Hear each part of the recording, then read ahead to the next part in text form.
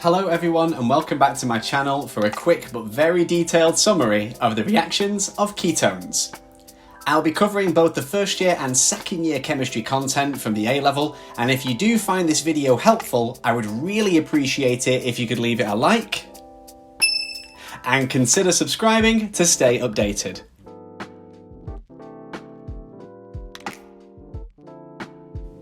So when we talk about ketones, we are looking at a functional group in organic chemistry, which sees a carbon atom double bonded to an oxygen atom, and that very same carbon atom is also directly bonded to two other carbons. The rest of the molecule can be whatever it wants, and to name a ketone, we use the suffix of -one at the end of the systematic name.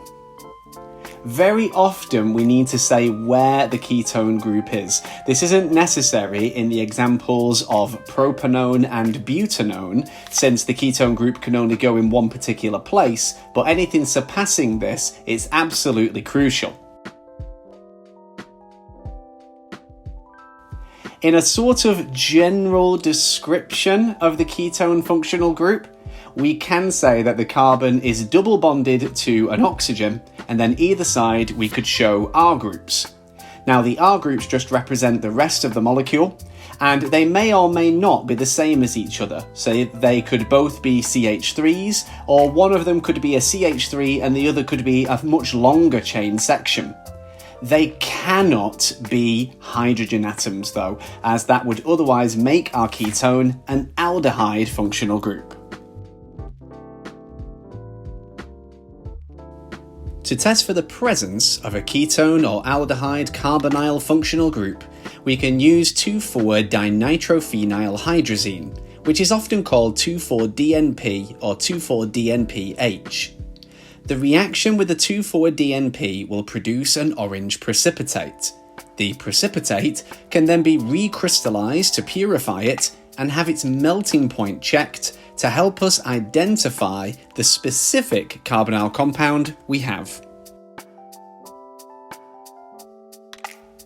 A final and somewhat closer inspection of our carbonyl functional group sees that we have a trigonal planar shape surrounding the central carbon atom, which has a 120-degree bond angle, and that our C double bond O is polar, with the oxygen being more electronegative and so having a delta minus partial charge and the carbon being delta plus.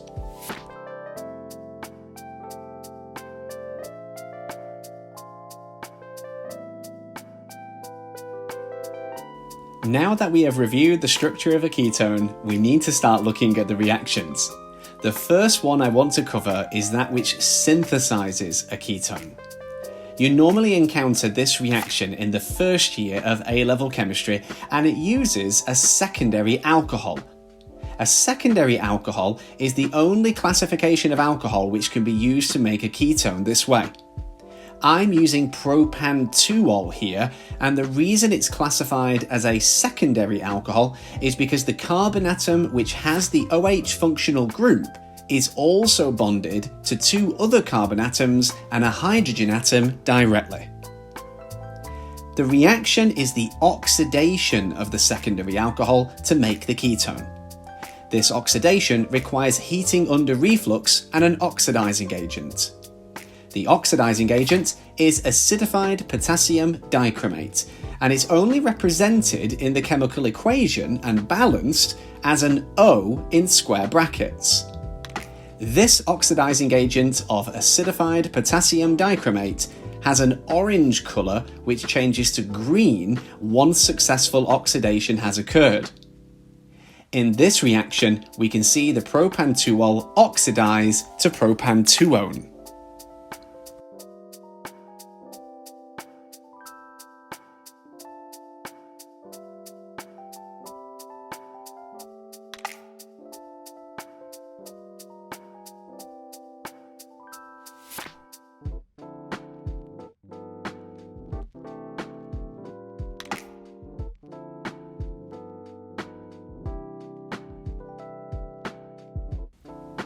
So, moving into the second year of A-level chemistry, we actually get to react our ketones.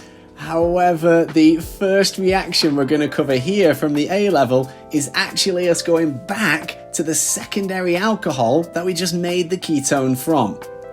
To perform this reaction, we need a reducing agent, and for the OCR-A specification, the reducing agent is aqueous NaBH4. Just like how the oxidizing agent was represented by an O in square brackets in the reaction equation, the reducing agent here is actually represented by an H in square brackets, and we balance it just like a hydrogen. There is also a mechanism, a curly arrow mechanism, of nucleophilic addition associated with this reaction that you need to know. If you'd like to watch a video that takes you through all the curly arrow mechanisms that you need in your chemistry A level for OCR-A, then please click the little eye to the top right hand corner of this screen at the end of this video to be taken to a lovely summary of all of those you need to know.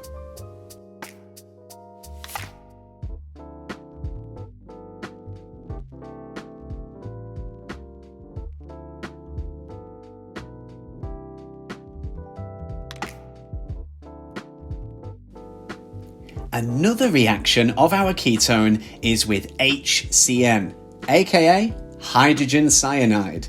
The HCN is actually made in situ, which is spelled S-I-T-U, using acidified KCN, so that's acidified potassium cyanide, or acidified NaCN, which is acidified sodium cyanide. Now, this in situ bit means that rather than add HCN directly to the ketone, as we show in the reaction equation, we're actually making the HCN in the reaction mixture by reacting acid with KCN. The product of the reaction of the ketone with the HCN is loosely described as a hydroxynitrile. This means it has both the alcohol OH and the nitrile CN functional groups. It's also worth comparing this reaction to that of an aldehyde. The aldehyde will do the same kind of reaction with the HCN, however, a ketone like this one will always produce a branch product.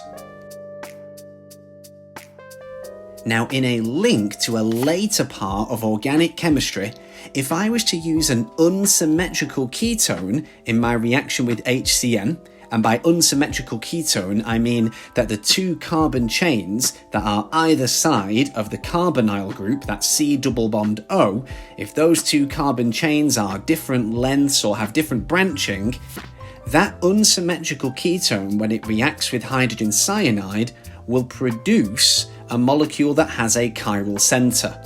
The carbon that was originally part of the carbonyl group in the ketone will now be bonded to 4 different atoms or groups, and that leads to optical isomers.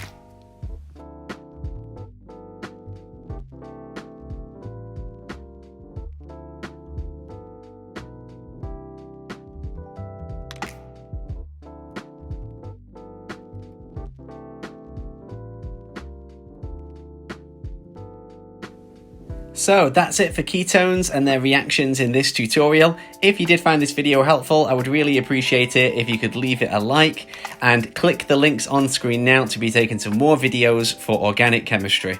Until next time, happy revising.